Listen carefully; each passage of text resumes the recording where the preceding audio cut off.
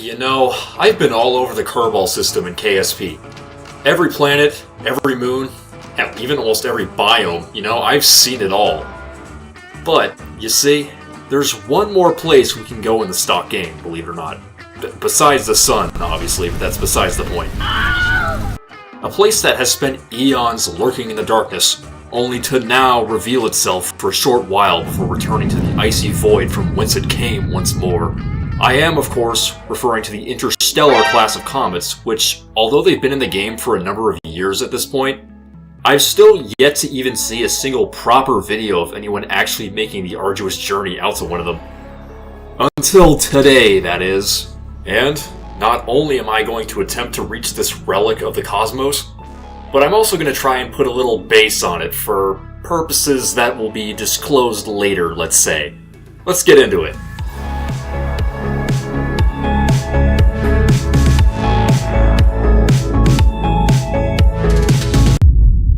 But, of course, in order to actually visit one of these so-called interstellar objects, we first have to actually find the darn thing, which definitely isn't going to be easy because they're rare. In fact, in all the time I've played KSP, I want to say I've only ever seen like one or two of them. In fact, I got very little experience when it even comes to comets in this game at all. I mean, I'm pretty sure I've only visited them once. And that was just some regular old long period comet. Not one of these interstellar gremlins. And in order to find one of these said gremlins, I present to you the Hubble Space Telescope, which, well, honestly, there's not really too much to say here, other than that it's literally the second time I've ever even used the Sentinel infrared telescope in my life. Except, well, I'll just cut to the chase here. I searched with this thing for several years of in-game time, and I didn't find anything. I didn't find diddly squat, okay? But what it did do is vastly increase the number of objects that I was able to find. So, maybe I should just launch more of these, perhaps? And so that's exactly what I did with the Hubble Scope Bus, on which we've got, let's see here, 32 different satellites.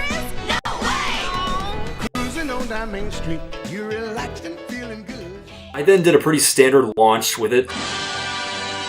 Set it off into Kerballer orbit once again, and I totally bothered to position every single one in a precise, strategically planned orbit with meticulous detail. No, actually I just spun the bus up real fast and flung them off into oblivion like they had 300% damage in Smash Bros. I then time warped a little bit more, and oh my, that is a lot of asteroids. But, after searching through them, the Interstellar Comet was still nowhere to be found. So I launched more telescopes, and more, and more, and more. And before I knew it, I'd spawn in over 1,000 asteroids and comets visible on the map screen. There's over 1,000 on my screen, like 700, 800, it just keeps going up. Just look how bizarre, like, some of these orbits are, too. Like, this one's, like, way below Moho. And then, meanwhile, this other guy is just chilling way out past Elu. Yeah, needless to say, I definitely accomplished my primary goal of finding a lot of asteroids, but even so, after searching through them, the Interstellar Comet was still nowhere to be found. Which, might have something to do with the fact that it would be impossible to even find in the first place, because there's literally 1,000 of them. Which, while it was definitely quite amusing, did have the minor side effect of making the game almost completely unplayable. It almost feels like I've gone back in time to 2022, and I'm trying to run the game on my school laptop again. Oh, how far we've come. Even though the game was now nigh unplayable, that still didn't stop me from searching through the swarm to try and find my prized interstellar comet. Which ultimately didn't even work because, I was basically trying to play a game of Where's Waldo Celestial Edition. So, as I revert back to the tracking station before I created this absolute abomination, What the hell is this? I suppose I'll go ahead and explain how you can even tell if a comet is interstellar in the first place. Really, it's all about the speed. If a comet's moving way faster than all the others in the vicinity, and it's got an I size classification, chances are that's your comet right there. However, as you can see with this one that I've just managed to spot, their orbits can be a bit undesirable, let's say. They can come in pretty much any direction because, they're interstellar. No way I'm making it anywhere near this thing in the 70-odd days I have left until perihelion. And so, because of that, I decided to just continue the search for another, more suitable object, which ended up taking quite a bit of time. Every time I located another comet, I'd get my hopes up, which lasted about 2 seconds until I actually looked at it. This went on and on for something like 45 minutes to an hour of real time, until after over a decade in-game, there it was. Catleaf 5, another interstellar visitor, whose orbit was, once again, less than ideal, but hey, we've got a little bit longer this time, and at least it's not coming in sideways like that other weirdo. Thrilled by the news, the KSP then scrambled to put together a mission to reach this most mysterious object. And to do just that, allow me to introduce you to today's spacecraft.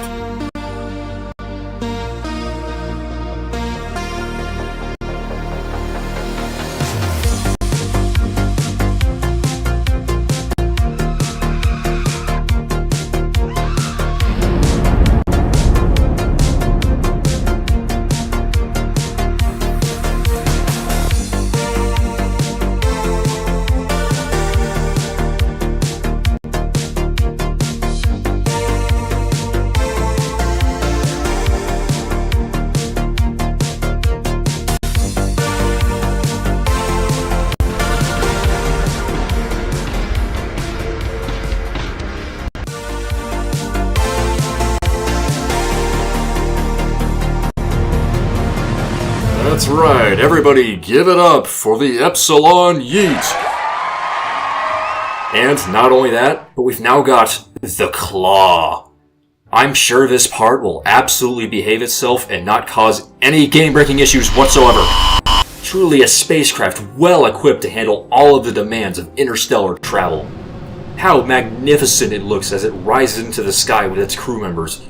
Let's see here. Lebo and Sebastian, nice to see you again. Dennis, Bill, Forrest, Borisov, and Muamua, named after other interstellar objects. Dudezer, Marv, Agatha, and Biff Kerman. What are you looking at, butthead? The actual launch into orbit was fairly straightforward, and before long, the Epsilon Yeet was in orbit and ready to begin its monumental voyage. But you see, the Epsilon Yeet won't actually make this journey alone. Because in order to spice things up, partially because there's absolutely no way in hell I'm ever going to be able to move this thing without cheats, let alone capture it into the solar system, I've decided to send up an entire fleet of spacecraft in order to set up a base on the comet. That's right, I'm turning this thing into 3-Eye Atlas according to Avi Loeb, because, as we all know, 2 out of every 3 interstellar objects are in fact alien spacecraft. This is true. You want to hear my source on this? I made it the fuck up. Anyways, the first module in this fleet will be the Nye Science module, which will be used for, you guessed it, science. It's got a fair few laboratories and a neat little interior sort of inspired by the Trident Research Facility, but scaled down a notch to actually let me take it all the way out there. And next in line, we have the big cheese of the group, the Big Cheese Fuel module. What? That's what it's called. Why are you laughing? That's a real term. Which definitely ended up needing the largest launch vehicle, seeing as the module alone weighs north of 300 tons. It's also got good resource mining and processing capabilities, something that will definitely be needed extensively by our next module, the propulsion module, or Hank the Ox, named after Hank the Ox from this picture. Sup, Hank the Ox? How's it going? Which actually just consists of 5 Rhino engines, which will be docked onto the Comet using RCS. Now, normally this much thrust, 10,000 kilonewtons, would be pretty overkill, but trust me, even this much will barely even budge our friendly neighborhood rogue Comet over here. If we assume it ends up having a mass of, say, 1 million tons, which is pretty typical for a Class I interstellar comet like it, then the 10,000 kilonewtons of thrust from the 5 rhinos will produce a whopping, you ready for this? 0.01 meters per second squared of acceleration. Assuming the game doesn't just break, because as we all know, comets and asteroids in KSP are perfectly stable and not cracking prone at all. Ah, yes. And finally, we have this rather unremarkable little spacecraft, which will simply carry up a few more components necessary for the operations of the rest of the mission, such as these extra docking ports, batteries, and lights to illuminate the base area. Honestly, nothing really special. Billtop Kerbin on here is feeling a little bit left out, to be honest. I could have probably done this entire thing in one launch instead of 5, with my fancy new PC and all. Look, I really got the last chopper out of Nam with when I bought the RAM on it, okay? But instead, I decided to take a more old-school approach and set up a whole convoy of spacecraft. I actually used to do this a lot back when I would build a base somewhere, back when I had a computer that'd lag if I had anything over like 200 parts or so. But enough rambling about potato PCs, how about we actually get to the comet already? As you can probably tell, it's orbiting retrograde relative to us, which presents a bit of a conundrum, and given that Joule is currently on the complete opposite side of the sun from us, because of course it is, I can't rely on any gravity assist to reverse our orbit either. So, looks like we'll have to do this the brute force way.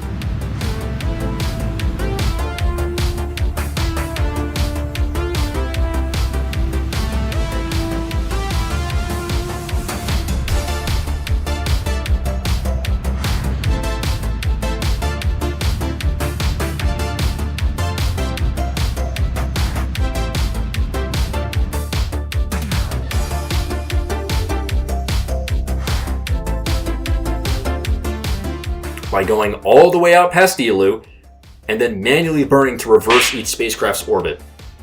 While this approach is relatively efficient, it also has the slightly inconvenient side effect of giving the comet, Catley 5 over here, several years of a head start on its journey back out into deep space. So we'll have to play a bit of catch-up by setting our solar periapsis pretty low, and making use of the Oberth effect in a manner not too different from how it was used by the Delta Yeet, fittingly enough. However, unlike the Delta Yeet, the Epsilon Yeet doesn't need to pick up some ultra-crazy speed to make this mission not take millennia. So, sorry, no accelerating to over 100 kilometers per second this time. Although, after waiting almost a decade, this maneuver also turned out to be pretty difficult to line up, as the transfer to Kalbella had been, seeing as once both your and your target's orbits become hyperbolic, for some reason, the intercept markers just pull a John Cena and you're not able to see him. It just leaves you in the dark about where you're actually going to meet your target, or even how close you'll just pass by it.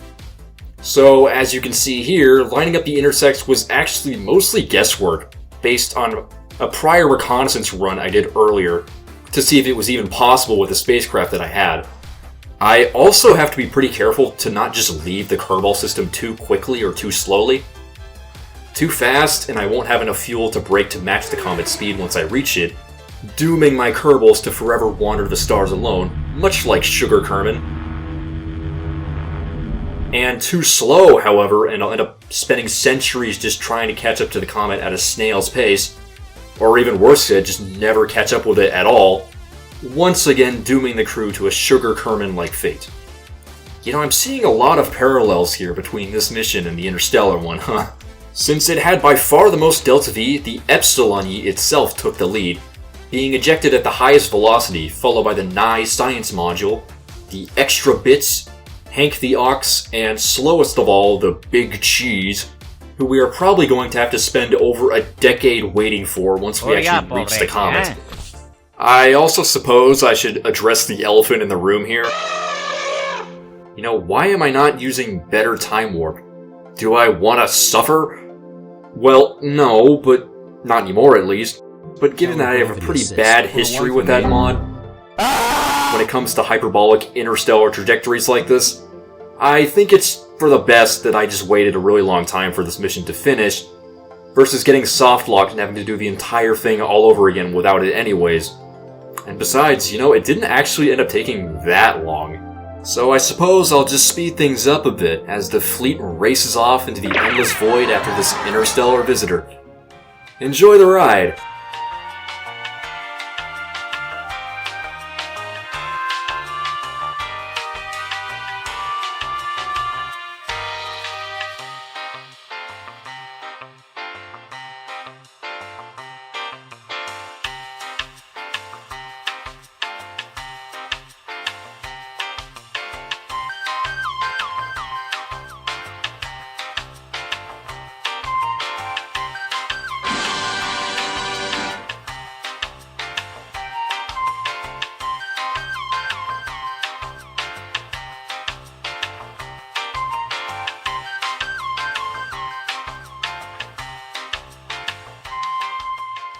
And only 12 or so years later, at a distance of over 1 billion kilometers, the Epsilon Yeet, having long overtaken every other spacecraft, was the first to reach the vicinity of Catley 5.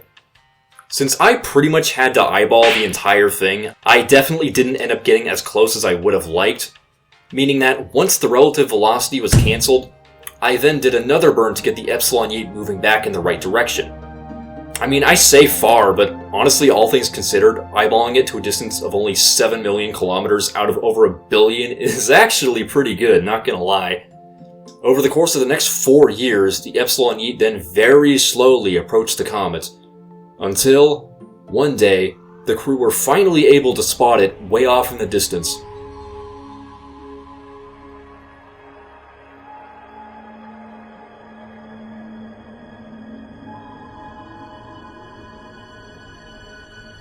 The claw was then extended, and after some masterful maneuvers by Skillclaw Master Pilot Forrest Kerbin, who, by the way, can confirm that those things are in fact rigged, the Epsilon Yeet successfully latched onto a flat, saddle-like area near the top of the comet.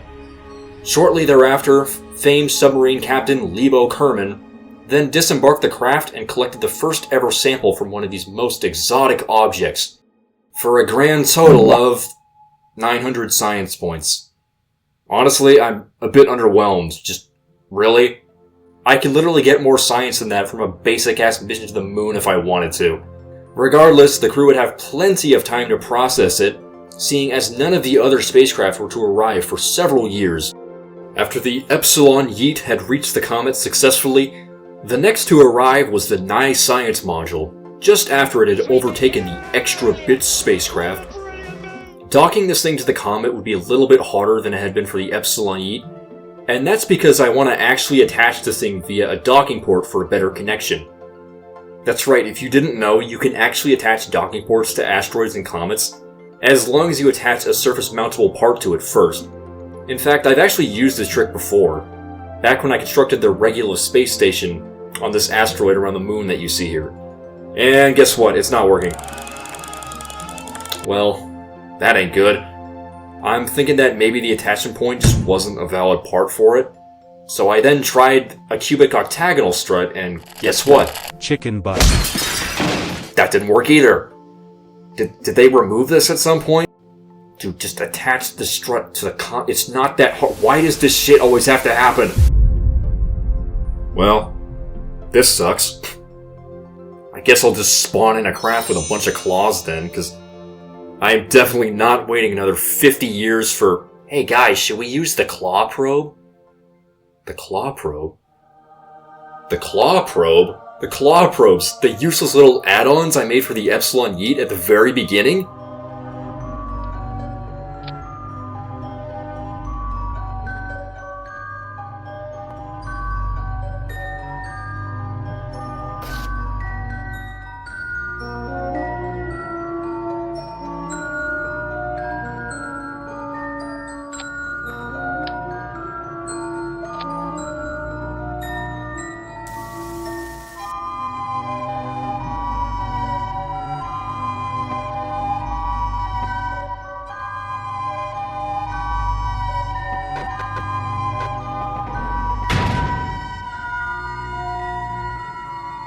And, just like that, my friends, we were back in business.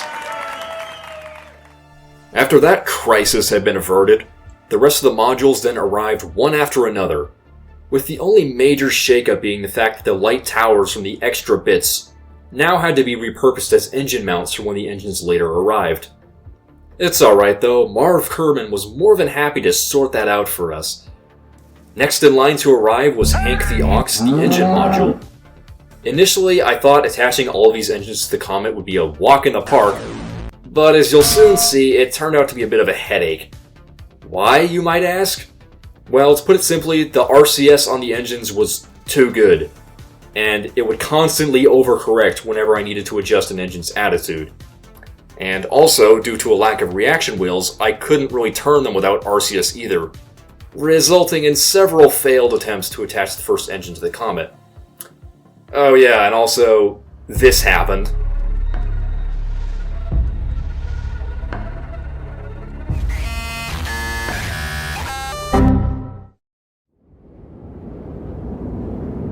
Again, I love asteroids in KSP, am I right? They're just perfect, aren't they? Perfectly coded with no game-breaking issues whatsoever. Love this. After that conundrum, I then wised up a bit and turned off most of the RCS thrusters, allowing me to complete the docking sequences without too much trouble.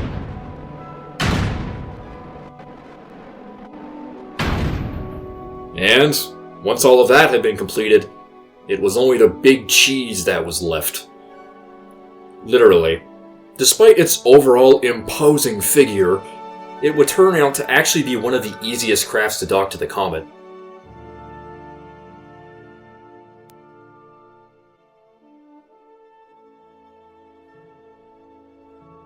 I then proceeded to deploy the drills and refuel the entire spacecraft. And while that's going on, why don't we have professional tour guide and Joule 5 veteran Sebastian Kerman give us a tour of the base, which I suppose I'll now be calling the Atlas, in reference to nothing. Nothing whatsoever. Sorry, what's that, Sebastian? We can't hear you that well. Oh yeah, that's right. We can't hear him because we're in space. How boring. Let me just turn on subtitles then, is that better?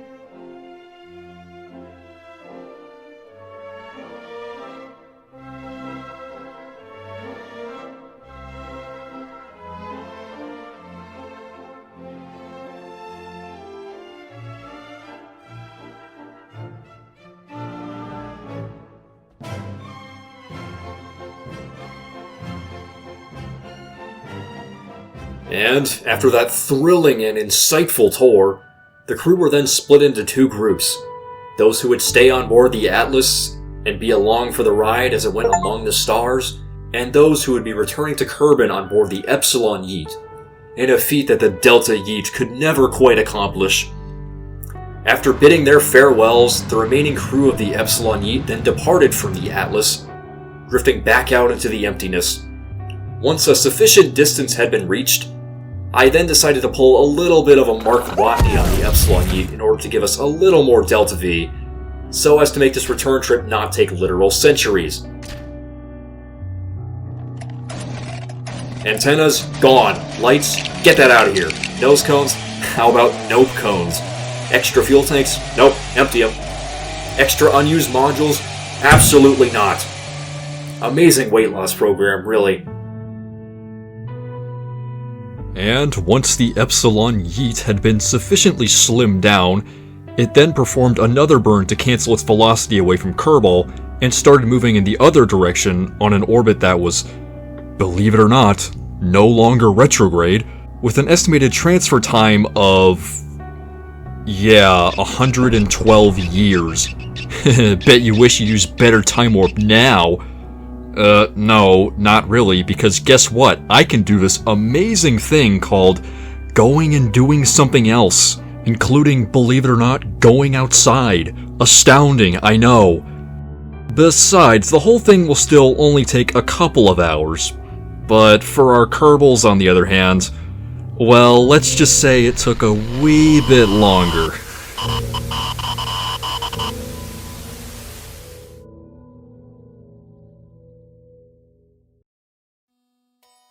After over a century had passed, the crew finally found themselves back within the confines of the Kerbal system, and soon enough, they were rapidly approaching Kerbin once more. Salvation was drawing near. And speaking of salvation, how exactly am I going to return the crew to Kerbin? I don't exactly have any parachutes on this thing now. Well, since a normal return would be boring, I've decided to spice things up by trying to intercept the Epsilon Yeet right as it's coming in towards Kerbin. Enter Alfonso 7, named after the line of spacecraft from the as-of-now scrapped KSP but Kerbin has no atmosphere video. It's a pretty simple setup, really, just a heat shield and a bunch of command seats on top of a rocket, which, for quite possibly the very first time in this channel's history, was actually under-engineered. That's right, it didn't actually have enough Delta V to reach its target in a manner that was both efficient and actually gave me enough time to transfer the crew over. So I just whipped up a quick replacement, the Frisbee, and completed the intercept rather easily.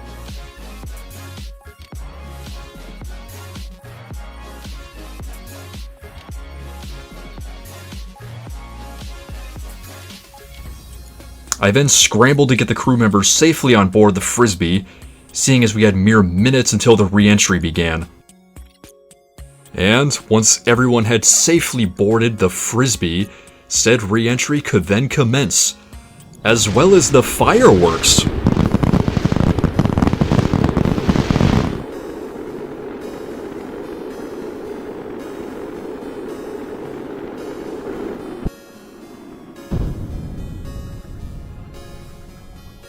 After the inferno had subsided, the crew then safely drifted back down to the ground, ending a mission that lasted over a century and a half. Who knows what amazing utopia or horrible dystopia could have arisen on Kerbin in that time. Meanwhile, while these lucky few rejoiced their return to their home planet, the rest remained on board the Atlas for its journey among the stars. Rumor has it already, though, that they're plotting a course for some distant G-type star system. You know, I don't know why, but I have a feeling we'll see them again. One day. Thanks for watching, and, as always, see you in the next one, dweebs.